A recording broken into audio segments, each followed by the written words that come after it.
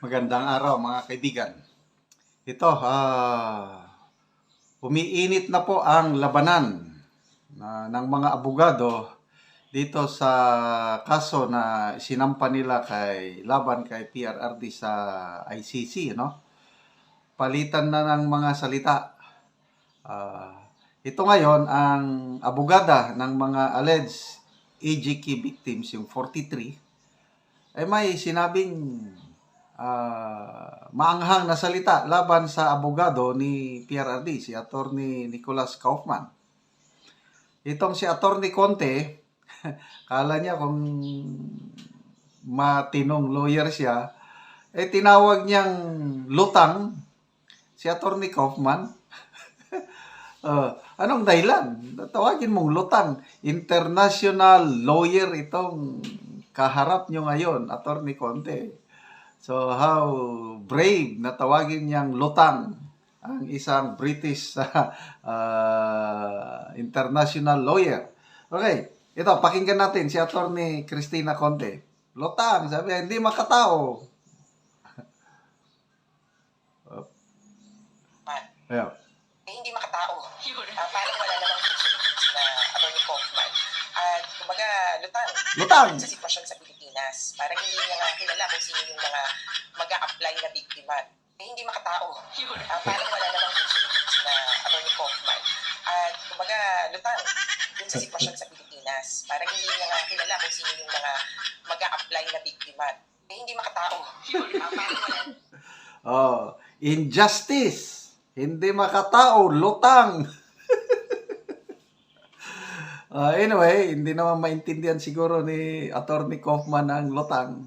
Tayo lang, nauso lang ang lutang. Kailan ba umuso ang lutang? Noong 2022 presidential election. Si nanay, wag na natin panggitin ang pangalan, basta may sikat na nanay na lutang noong 2022 election. At ito na nga. Okay, nag-ugat ito sa, diba? Nagsampa sila ng kaso. 43. Yung sinasabi nila na 30,000, naging 43 na lang. Ito, magaling ang in fairness, kaya wag po tayong mag-worry. Relax lang po tayo. Remember, dating prosecutor, abogado, ang ating minamahal na Tatay Digong, alam niya itong nakanta siya nito at yun, nakapili sila ng magagaling na lawyer, Attorney Kaufman, tapos kinuha niyang assistant niya si Attorney Dobbs Jacobs. Professor ito ni Sas Rogando Sasot, apat na subjects, law subjects sa Netherlands. Okay, so ang move na ngayon nitong defense team ni PRRD, nag-propose sila doon sa pre-trial chamber na magkaroon ng masusing verification ng mga identities ng mga alleged victims. Dapat magpapakita sila ng ID.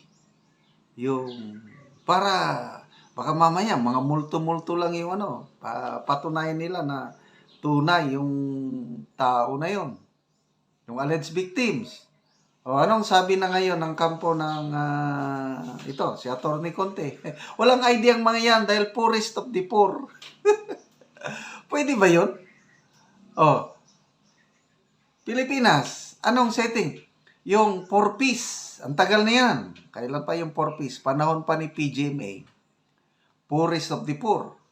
Hindi ka makakatanggap ng allowance, ano bang tawag dyan, ayuda, sa 4-piece kung wala kang ID. Hindi ka na magsilbi sa Pilipinas ngayon kung wala kang ID. Nung nagkaroon ng pandemic, kailangan gobyerno magbigay ng ayuda. Dahil walang makain ng tao, hindi makapagtrabaho. So, anong kailangan para makakuha ka ng ayuda nung pandemic? ID na naman.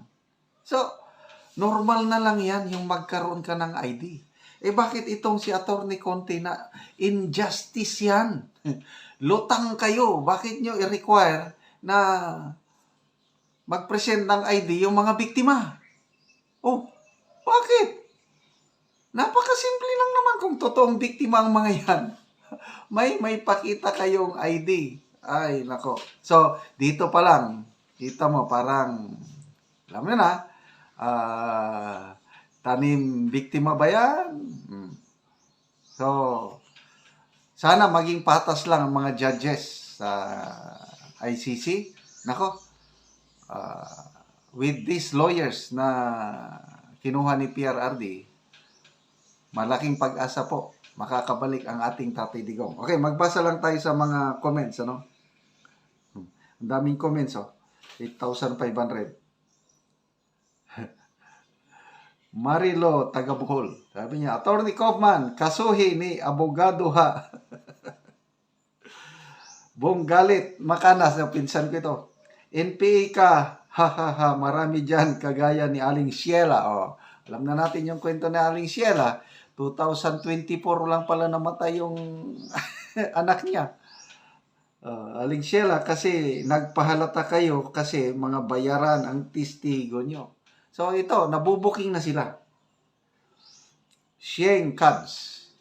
Murag dili ka abogado. Sa bagay, abogado man di ay ka sa komunista. Alan Auxtero, even Carabaos need to have credentials. Correct. Kailan ba yon? Doon sa ating Talaandig tribe sa Bukidnon.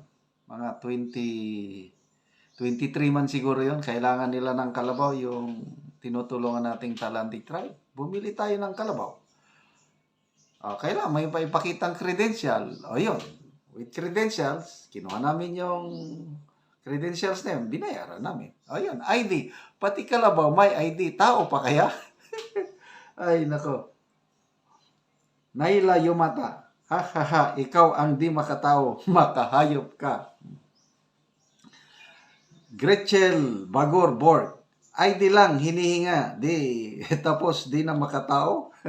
Pag sure, oy, voters ID. Ang daming ID. Josie Sil, shame on you. You are nothing compared with Mr. Kaufman. Show what you've got. Let's see what you can do. Ay, nako. Nimpa Amoring, kayo ang lutang ngayon. Kaya nyo, makalusot kayo. So, ayan. Kaya relax lang po tayo sa takdang panahon, on the right time, makakabalik ang ating Tatay Digong. Okay, salamat mga kaibigan sa inyong pagsubaybay sa ating channel. Nakakatulong kayo ng malaki sa tribong Talaandig sa Bukidnon. Dahil ang sweldo po natin sa channel na ito is pantulong sa tribo. Sa ngayon, namimigay tayo ng mga yero at pako para ma-repair ang sira-sirang bahay ng tribong Talaandig. Panoorin nyo ang video na ito. Ako diri sa Sitio Garden. O muna ni kadtong natagaan amo Gero. So amo karon siyang bisitahon bahin sa napatukod pod niya nga balay. Og mo ni ang karaan niya nga balay. Ayo! Oy, dayon. Mayong hapon. Mayong hapon sab. Magbisita na pod mi sa inyo ha. Og karon mo na ni ang unang balay sa natagaan amo Gero. Og mo na ni ang iyang atop. So dugay-dugay na gyud ni nga balay nila. Pila na gani ni ati ka kuan ati ka tuig inyong balay? 30 na ni. 30 na ni ka tuig. Oh, So karon pa mo nakapatukod og balay. karon pa gyud. Oo, sa gihatag sa inyo nga iro. So ato karong bisitahon. Ay, naginabang sa mga na wala gyud. Lagi Kay ba? tama rami sa kaon, sige ra muso. Muso ra pa nabuhi. Nani ang una nilang tupog. Ang ilang kaimtang mo na ginugid siya. Tungod kay ilang balay gaulan na manggod. So trapal lang gid ang pikas nila nga atop. Ora ni, trapa. So ang ilang ngero inan ni nagid ang itsura niya. So bisitaon nato ang inyong nakapatukod karon nga balay. Bahin sa natabang sa inyo nga yero. Oh, God to na mi sa balay ni Kuya. Nga bago niyang ipatukod. Nindot gid ni ang lugar ilang Kuya sa Sitio Garden. Ug karon mao na ni ang gitukod ni Kuya nga bag-o niyang balay.